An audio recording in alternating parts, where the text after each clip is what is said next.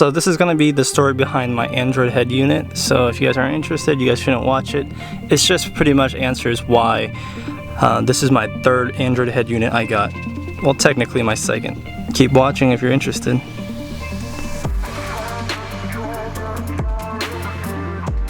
So this is my third one or second.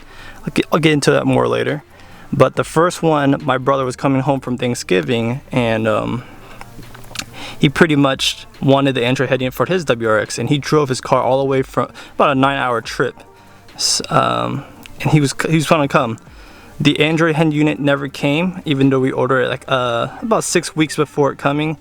The seller from Aliexpress was just delayed after delayed after delayed, and it just took a really long ass time because he wanted us to upgrade it and blah blah blah, but it just like never happened. Well, it did happen, but it didn't happen until like 2 months later, so that was kind of disappointing. But so I gave him my old one, which is the first one you guys probably saw back in the day, the Android head unit, like my first unboxing and all that. I gave him my one, so I took mine out, gave it to him. So if you follow my YouTube channel, you know that I gave him my old one. Then I went back to stock for a while, and after going back to stock, I can kind of get a good feel of Android because I got the Android head unit eventually, installed that one. But unfortunately, before I installed it, I still have the cracked bezel. It's right here. There was a screen on here, but the thing is, it came with a cracked bezel. So this is in December, and I was just like, oh, so December, that's past Thanksgiving already, okay? So I was kind of bummed, but I can still install it, and I still had it working for a while because I kind of like I don't know if you can see that, but I had a vinyl wrap to band-aid it right here to kind of hide it, kind of running with it while I talked to the seller.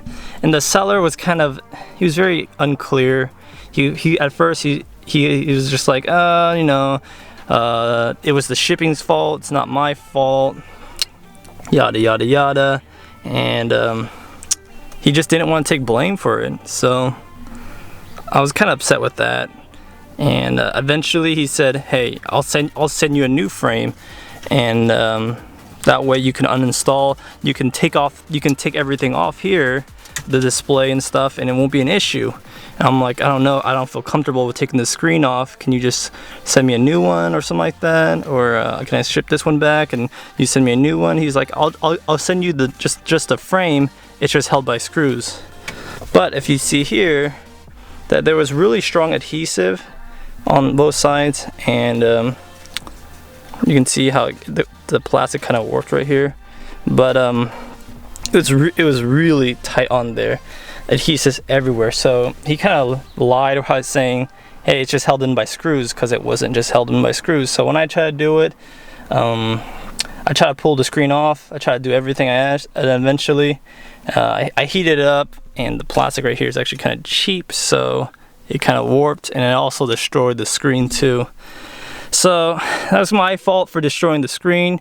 But like I said, I told him that I didn't want to do it, but he said, no, it's just 4 screws. It's just 4 screws. There's no glue. So I told him about that, and he told me to ship it back to him. So this is January 1st, so it's been a month. So January 1st, I'm like, fine, I'll ship it to him.